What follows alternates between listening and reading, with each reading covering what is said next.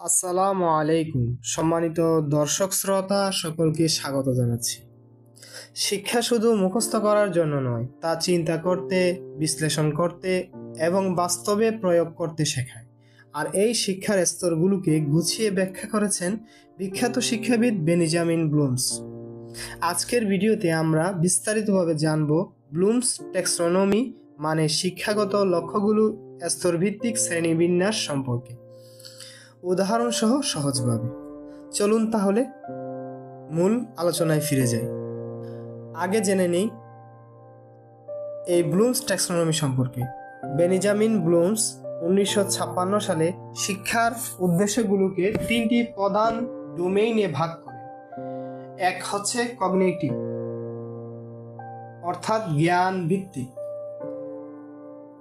দুই হচ্ছে এফেক্টিভ অর্থাৎ মনোভাব ভিত্তিক, তিন হচ্ছে সাইকোমোটর অর্থাৎ দৈহিক দক্ষতা। আজ আমরা আলোচনা করব কগনিটিভ ডোমেইন এর 6টি স্তর নিয়ে, যা শিক্ষার ভিত্তি হিসেবে সবচেয়ে বেশি ব্যবহৃত হয়। চলুন তাহলে জেনে নেই। প্রথম হচ্ছে নলেজ, জ্ঞান অর্জন করা। এটি হচ্ছে প্রথম ধাপ। এখানে শিক্ষার্থীরা তথ্য মুখস্থ করে মনে রাখতে শেখে। উদাহরণস্বরূপ, একজন ছাত্র যদি বলতে পারে যে বাংলার স্বাধীনতা 1971 সালে এসেছিল, তবে সে এই ধাপে আছে। মূল ক্রিয়াপদ হচ্ছে রিমেম্বার, রিকল, রিকগনাইজ। দুই হচ্ছে কম্প্রেনশন, বোঝার ক্ষমতা। শুধু তথ্য মনে রাখা নয়, সেটাকে নিজের ভাষায় বোঝানো এই ধাপ। উদাহরণসহ, যদি শিক্ষার্থী নিজের ভাষায় 1971 সালের মুক্তিযুদ্ধ কেন ঘটেছিল তা ব্যাখ্যা করতে পারে, তবে সে বোঝার ধাপে আছে।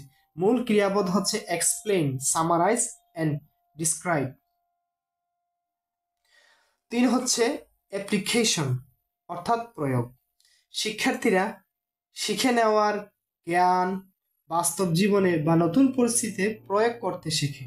উদাহরণস্বরূপ, গণিতের সূত্র শিখে যদি কেউ নতুন অঙ্কের সেটা ব্যবহার করে সমাধান করতে পারে, তবে এটি প্রয়োগমূলক ধাপ। মূল ক্রিয়াপদ হচ্ছে ইউজ, সলভ অ্যান্ড অ্যাপ্লাই। চার হচ্ছে অ্যানালাইসিস অর্থাৎ বিশ্লেষণ। এই ধাপে শিক্ষার্থীরা তথ্য ভেঙে দেখে বিভিন্ন অংশ আলাদা করে বিশ্লেষণ করে।